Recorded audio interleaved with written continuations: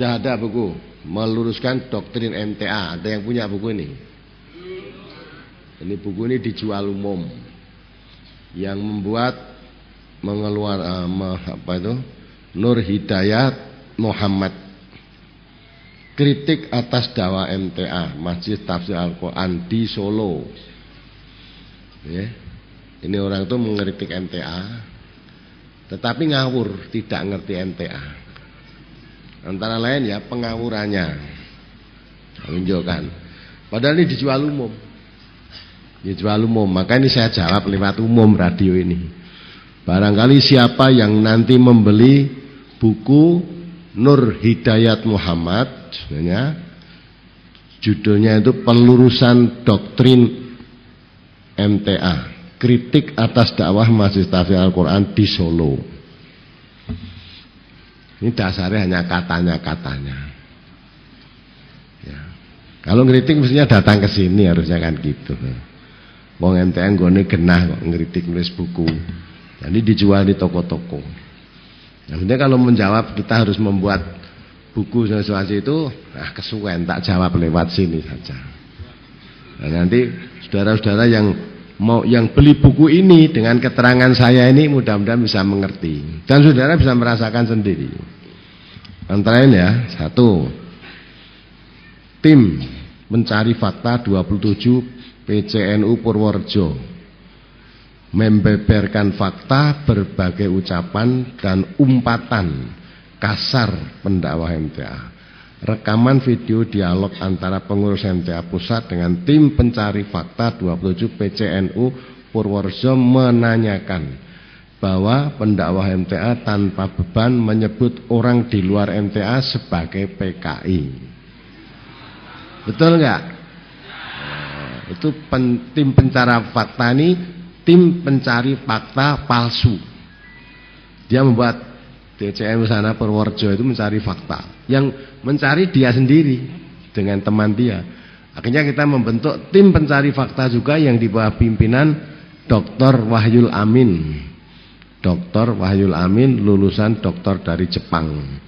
Dia seorang dosen Universitas Diponegoro Semarang. Tak carikan tim pencari fakta dipimpin oleh seorang doktor. Ya, nemoni masyarakat yang dikatakan tidak ada semuanya. Jadi itu bohong, tim pencari fakta bohong. Dari kebohongan itu ditulis ya di buku ini. Nah, sedang tim pencari fakta yang kita buat, yang kita cari dipimpin oleh Dr. Wahyul Amin, hasilnya pun sudah diberikan kepada kiai-kiai di sana, diberikan kepada muspida di sana, semua diberikan, tidak dimuat. Kan tidak jujur tak ini. Dan ada lagi, satu desa di Solo Raya mengisahkan ketua MTA desa tersebut menyebut seluruh warga desa yang bukan warga MTA akan masuk neraka. Tengok coba, desa Solo, saya katanya seluruh warga desa yang bukan warga MTA akan masuk neraka. Sebab jika sholat masih menggunakan sajadah dan tasbih untuk berzikir, padahal di Arab Saudi cara seperti itu tidak ada. Lah wong MTA kowe nek salat gelar sajadah atau gimana tuh? Ya? Bapak pernah salat di sini belum? Nah, itu kan sudah ada karpet, kadang-kala masih diambilkan sajadah. Hanya kalau sekian mau banyak, salat sebenarnya sajadah ora cukup. Mulai salat nggo sajadah, salat tidak. Itu kan ngawur sekali. Jadi seolah-olah selain warga MTA masuk neraka. Alasannya karena sholat pakai sajadah. Seolah-olah MTA itu mengaramkan orang sholat memakai sajadah. Itu dimuat dalam buku ini. Ini saya ambil yang penting-penting aja. Beberapa tahun silam saat diadakan kegiatan warga Nahdliyin di masjid desa tersebut, desanya mana ya tidak disebut, gitu. Gentingnya masjid tadi dilempari batu oleh warga MTA. Ya, untuk menghindari hal-hal yang tidak diinginkan, warga Nahdliyin membangun masjid baru di tempat lain yang kemudian diberi nama Masjid Al-Muslim. Kebetulan saya sering berkunjung ke desa itu pasca peristiwa memalukan tersebut. Ada orang MTA melempari. Malah gedungnya MTA itu yang dilempari oleh mereka. Balik kan? Di Bluro, Bangkerep, orangnya masih ada, mungkin sana yang dengar juga ini. Warga MTA itu sholat di masjid itu aja nggak boleh. Nggak boleh. Tidak jadi imam, tidak jadi khotib, sholat aja nggak boleh. Kemudian ditanyakan oleh pengurus MTA di sana, lah ini kan masjid Baitullah. Dia mengatakan ini bukan Baitullah tapi Baitun Nahdiyin. Itu akhirnya sampai tingkat kecamatan karena warga MTA ya butuh sholat 5 waktu aja nggak boleh, Jumatan nggak boleh, nggak bisa kan? Ya sudah, kayaknya buat masjid sendiri, disepakati oleh Muspika, Pak Camat, KUA, ya sektor Koramil menyawai. Akhirnya membuat masjid MTA di sana. Buat masjid jaraknya kira-kira dengan masjid yang lama hanya 50 atau 100 meter. Terpaksa membuat masjid. Masa MTA ngelempari masjid orang? Itu kan ngawur, itu menyebar fitnah. Orang yang tidak kenal MTA seolah-olah buku ini benar. Ya. Tapi ya alhamdulillah dengan radio ini orang yang mendengar itu MTA kok begini, umumnya malah kepengen tahu apa ya ternyata rupane MTA yang balangi masjid ini. Tidak pernah ada MTA balangi masjid. Dan warga MTA pernah mengatakan bahwa dosa tahlilan lebih besar daripada zina. Itu ucapannya Marzuki ya. Ucapan ini menjadi biang keladi bentrokan antara warga MTA dan di salah satu desa di Kecamatan Grobogan Purwodadi. Apa warga MTA Purwodadi ada bentrokan dengan masyarakat? Ini orang Purwodadi itu loh. Kan nggak ada yang bentrok itu nggak ada. Ya. Tadi kan ada Kiai Habib Yahya itu yang mengatakan bahwa aja ngaji Quran minggu ndak keneng racun gitu loh. Ya, Quran ini rasa dikaji, diwaca ben entuk ganjaran. Saya kembali pada Quran nanti kamu kena racun karena apa itu Quran itu seperti herbal kan gitu ta. Nah, itu kita nggak pernah gitu-gitu itu. Dielek-elek wonge Quran yang ngatakan itfa bilati ya ahsan. Semaksimalnya MTA diperlakukan jelek, balasannya baik. Ya. Walaupun kamu melempari, malah melempari sampai ada yang kepalanya buncur aja, ora dibales kok. Ya. Di mana MTA? Kalau MTA setiap dianiaya balas mesti terjadi perang terus. Kita menghindari, kita itu masih sadar sama muslim itu haram darahnya, haram kehormatannya, haram hartanya. Nah, diputar balik ini pembuat buku ini tukang fitnah. Dia tidak takut dosa. Jelas ini fitnah besar. Karena membuat suatu catatan tertulis dijual umum, menceritakan sesuatu yang bohong seolah-olah tenan. Alhamdulillah MTA sudah tersebar di mana-mana dan tidak ada yang peristiwa semacam ini. Terus di Purworejo terjadi peristiwa gila.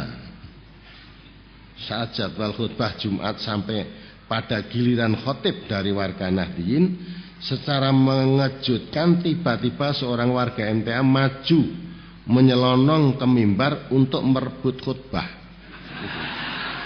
Benar kan? Lagi warga Purworejo ada semua kok. Awang warga MTA itu dulunya jadi khotib, jadi imam.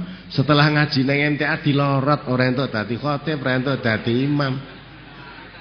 Lah kok ini malah ngerebut. Ya, demikian cerita salah satu anggota tim pencari fakta Purworejo ya, tim pencari fakta palsu tadi. Nah, kalau ini mencari fakta jadi ya untuk tim peneliti mencari fakta, wah mesti bubrah kabeh ini faktanya bohong. Warga MTA kok ngerebut itu belum pernah ada. Sejak MTA lahir sampai sekarang itu belum pernah ada riwayat ngerebut. Wong sing muni ya aja dulu sebelum saya ngaji di MTA. Saya beri khotbah di masjid-masjid. Saya beri kuliah, istilahnya dulu kuliah subuh. Kuliah subuh di suatu tempat. Setelah saya tahu saya tuh ngaji di MTA, jadwal saya khotbah di masjid dicorek ganti orang lain. Ya. Ngisi kuliah subuh, giliran saya waktu itu minggu ketiga dicoret ganti orang lain. Tapi kita ambil hikmahnya, ternyata saya memang suruh ngisi pengajian di NTA sendiri. Itu aja udah waktunya sudah boleh dikatakan hampir tidak uman waktu lah. Nek jek didum-dumuna saya tambah rauman meneh. Ya terima kasih dicopoti itu toh. Orang kok nganti ngerebut itu enggak. Nah, sekarang dari Ngawi Jawa Timur. Ini dimuat di mana-mana seolah dia itu orang tahu mana-mana. Padahal dasarnya ya mau carine itu. Di Ngawi Jawa Timur ada tanah wakaf yang dibangun masjid, pesantren dan madrasah yang dahulu sudah diwakafkan oleh pihak pewakaf dan diserahkan kepada Kiai NU Nadir Wakaf. Telah berjalan sekian lama, anak si pewakaf yang kebetulan menjadi warga NTA meminta kembali tanah wakaf itu dan mengusir sang kiai dari pesantrennya. Saat ini bangunan itu terbengkelai dan tidak terurus. Coba teko wong Ngawi iki ngendi iki? Mosok wong NTA ngusir kiai. Basa ngawur itu. Memang dulu ada di daerah mana itu yang Ngawi itu. Ya, terjadi perkelahian malah antara digeruduk. Ya, seorang kiai di sana oleh mereka itu dikabar luaskan bahwa itu NTA. Terus diluruskan oleh Bupati Ngawi bahwa yang terjadi perkelahian kemarin bukan warga NTA. Ya. Malah Pak Bupati Ngawi tanya, kalau kamu ingin tanya tentang NTA, tanyakan kepada saya. Saya itu tahu tentang NTA. Jadi ada yang ribut-ribut pada orang Islam mesti yang dituduh NTA. Padahal NTA yang didiragai ribut mesti anggere sing negatif untuk kok NTA. Kok ketok geting men to gitu. Kok geting menmu ketokmu. Ya. Terus ini halaman 12 13. Ini tadi sebut ini halaman 9, sekarang bukan buku ini halaman 12 13. Saat saya bertanya, kenapa mereka sangat berani dan kesan ekstrim dalam berdakwah meski banyak juga yang tidak seperti itu, beliau menjawab, saat akan masuk ke MTA, jadi yang masuk MTA nanti dirasake iki. Saat akan masuk ke MTA, mereka diwajibkan mengisi formulir dan menyerahkan foto serta disuntik. Suntik ben berani, suntik narkoba apa ben berangasan serta disuntik. Mereka yang telah disuntik mengaku hatinya sangat damai, tidak ada yang ditakuti selain Allah, dan merasa tentram dan nyaman dengan menjadi pengikut MTA. Suntik apakah itu? Wallahu a'lam. Jadi dia sendiri tanya, suntik apakah itu? Wallahu a'lam. Bohongnya 180 derajat itu. Mlebu MTA disuntik barang, maksudnya meletus dadi pemberani mergo disuntik tadi. Halaman 14. Saat saya bertanya kenapa MTA terkesan tidak mengakui ulama Islam. Ini mengapa MTA tidak mengakui ulama Islam? Kedua orang mantan MTA di hadapan saya sepakat mengatakan bahwa ulama-ulama Islam telah dianggap sebagai kaum ortodoks oleh MTA. Tidak pernah kita mengatakan begitu. Tidak ada. Kalau itu orang mantan MTA ngomong ngono sak karepe wong mantan. Ya, wong metu saka MTA biasanya ada. Nah, reneng metu ke MTA tuh ngapik, mesti ngelek-elek untuk menutupi dirinya sendiri, mesti nyalah-nyalah ke MTA. Ya, kita tuh menghormati ulama, di mana-mana kita menghormati ulama.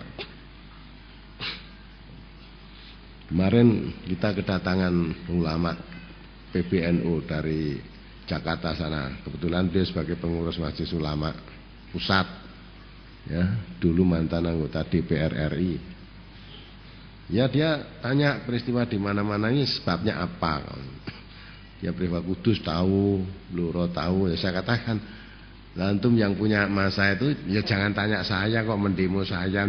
Tanyaan sebabnya apa ente kok mau demo wae gitu. Dia terus menerangkan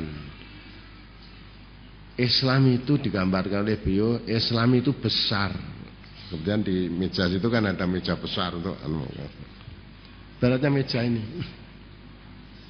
Tidak bisa Islam yang sebesar ini diangkat oleh NU toh, enggak bisa. Diangkat oleh Muhammadiyah saja tidak bisa. Diangkat oleh MTA saja tidak bisa. Maka harus diangkat bersama. Nah, dipikul bersama. Mikul bersama tidak mesti sama-sama nggon pundak gitu. Nek kowe cendek kalau dhuwur apa yang nggon pundak kabeh. Nah, maksudnya walaupun ngangkat Islam itu bersama, tidak cara mengangkat tidak harus sama. Jadi yang penting Islam yang besar sudah diangkat bersama-sama. Perkara ngangkatnya, mikulnya dengan yang berbeda silakan. Itu bagus, bisa masuk akal ya. Memang harus gitu harusnya. Maka perbedaan pendapat, paham dalam masalah ini sesama muslim jangan jadi putus silaturahim. Dakwah cara NU silahkan, cara Muhammadiyah silahkan, cara Jamaah Tabligh silahkan, cara MTA silahkan. Perbedaan-perbedaan ini jangan menjadi putus silaturahim. Masing-masing harus diyakini saudara kita semua itu sesama muslim. Adapun cara yang mereka lakukan itu urusannya dengan Allah nanti, bukan dengan kita, urusannya dengan Allah. Karena sudah didasari inna sholati wa nusuki wa mahyaya wa mamati lillahi rabbil alamin. Udah. Oh kamu cara begitu silahkan, cara begini silahkan. Udah. Ya sama-sama kamu muslim, saya muslim, al muslimu akhul muslim. Ya, jadi jangan sampai bikin masalah seolah-olah MTA itu seperti yang tertulis dalam buku ini. Maka nanti kalau kebetulan Bapak menemui di toko buku meluruskan doktrin, padahal MTA tidak pernah punya doktrin. Judulnya aja sudah meluruskan doktrin MTA. Itu kan enggak. MTA tidak pernah punya doktrin. Nanti isinya antara lain ini. Sebutkan di sini. Masih banyak hal yang tidak cocok. Nah, kalau memang itu kan dia sendiri dibaca sendiri. Ya, terus bagian 2 di pemikiran. Butir 12 propaganda tidak sama dengan Arab Saudi. Salah satu pimpinan MTA suatu desa di wilayah Soloraya, sudah disebut Soloraya ngendira disebut.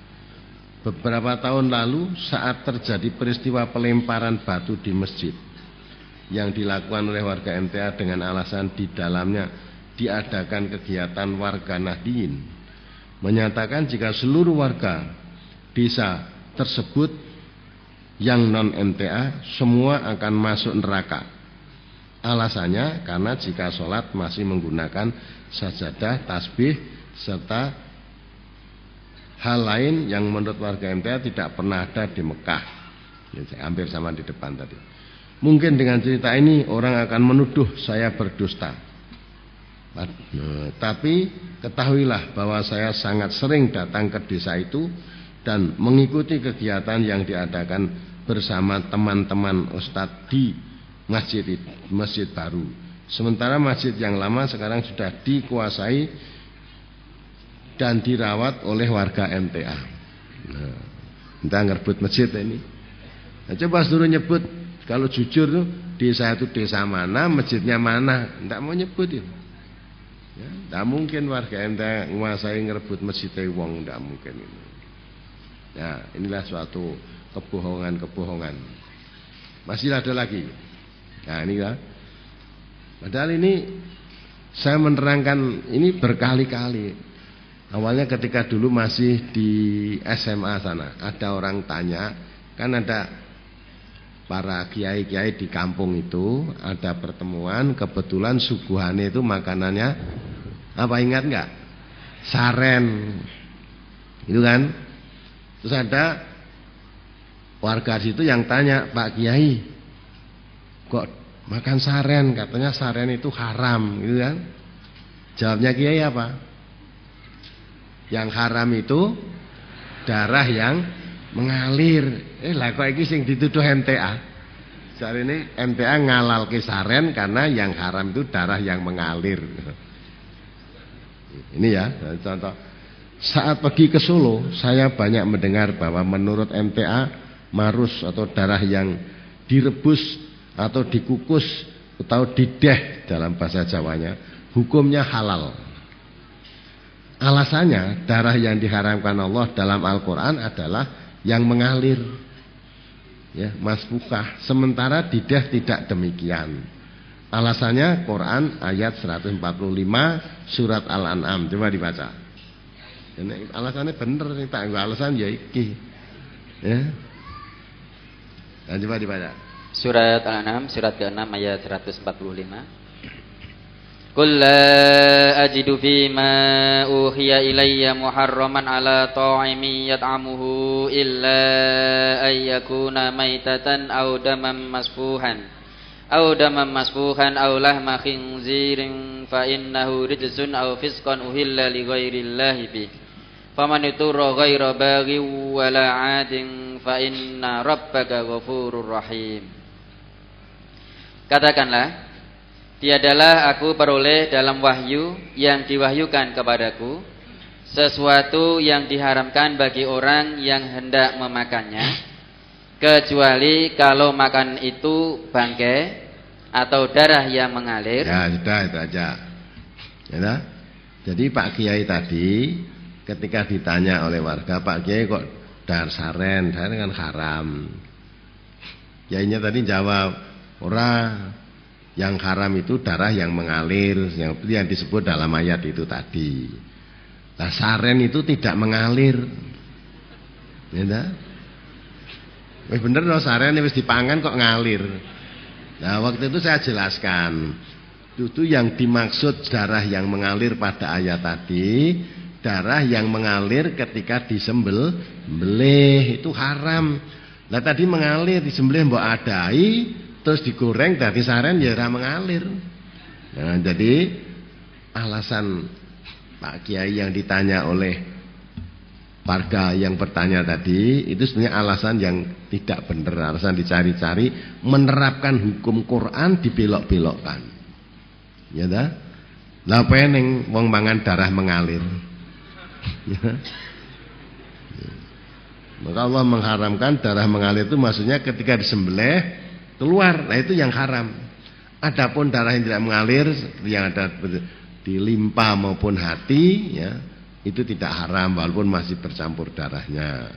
Limpa, hati kan ada darah. Orang menyembelih sapi tidak semua darahnya mesti habis, kan? Masih ada yang kelet-kelet di limpa, di hati atau di daging-dagingnya yang tidak ikut mengalir tadi tidak halal, tidak haram. Yang haram yang mengalir ketika disembelih itu saja. Nah, jawaban sejelas itu kok malah diputer, ya, seolah-olah MTA menghalalkan dideh, alasannya karena darah tidak mengalir. Itu kan, ya, apa dia itu memang sengaja atau dia, ya, mendengarkan keterangan saya itu telinganya hanya satu, hingga yang satu nggak dengar, mula nggak nyambung. Ini kalau baca buku ini terus dibaca, nanti kan banyak nyebut-nyebut Nahdien orang NU dengan MTA, itu kan bisa menjadi provokasi, bisa menjadi kebencian warga warga NU dengan MTA. Tapi warga NU yang cerdas pikirannya, membaca dan mau menggunakan akal sehatnya, tentu mau tabayun seperti kiai yang dari Muntilan kemarin dengan pondok pesantrennya datang ke sini tabayun.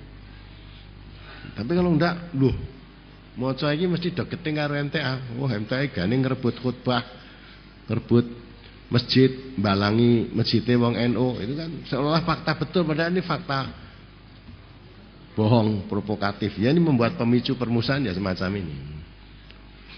Kita enggak pernah semacam itu.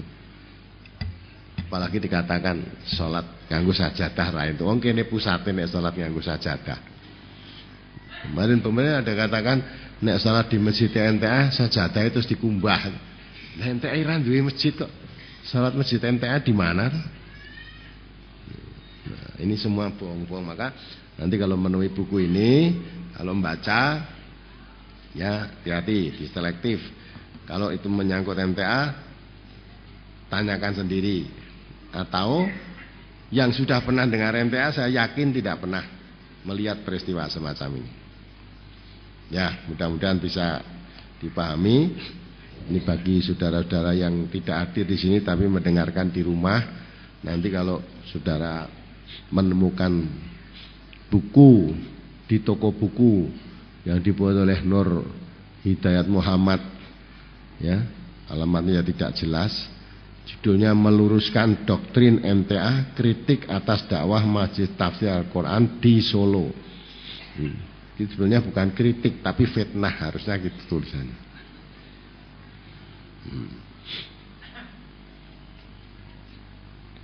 Masjid Tafsir Al-Quran yang berpusat di Solo, Jawa Tengah dan sudah berkembang di kota-kota lain dengan slogan ngaji Al-Quran sak maknane. Dalam perjalanan dakwahnya sudah dianggap keluar dari batas kewajaran atau keterlaluan. Dakwah mereka kerap diiringi dengan tuduhan-tuduhan bahwa amaliyah warga Nahdliyin. Dan kita apa pernah tanya nyebut Nahdliyin itu apa pernah kita?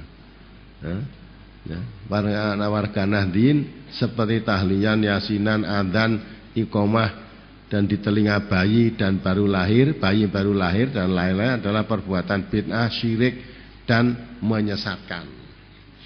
Itu kan yang ngomong kan yang nulis buku ini. Di sini itu majelis ilmu. Ya, ketika membahas tentang upacara yang ada hubungan dengan kelahiran bayi, diterangkan memang ada hadis menerangkan. Bayi lahir diadani di telinga kanan, dikomati di telinga kiri, ya. Itu lah ternyata setelah diteliti hadisnya dhaif. Ada lagi ngangkatkan jenazah diadani, nanti jenazah dikubur, dikomati Allahu Akbar, Allahu Akbar, terus khotbah mati sholat uruki terusan. Ya. Ya ta? Lah wong dicak salat kok terus diuruki apa ya iso tangi. Itu dilihat itu tidak masuk akal. Ternyata diteliti hadisnya juga dhaif. Namun di sini saya terangkan, walaupun itu sudah diterangkan hadisnya dhaif, nekat kamu jalani silakan. Nah, di sini majelis ilmu, nek hadisnya dhaif ya dikatakan dhaif, sahih katakan sahih. Ya ta? Kan dhisik wis dilakoni simbah-simbah kok dhaif lagi saiki. Dhisik ora tau goleki dhaif lan orane. Pokoke anggere hadis dienggo ngono wae. Nah, sekarang dikaji kok di sini. Nah, dengan tuduhan dan vonis ekstrim yang khusus ditujukan kepada warga Nahdliyin tersebut, baik di via radio atau televisi, sangat berpotensi memicu gesekan dan gerakan anarkisme antara sesama yang dapat merongrong persatuan umat Islam di Indonesia. Sebetulnya yang merongrong pembuat buku ini. Yang buat buku ini.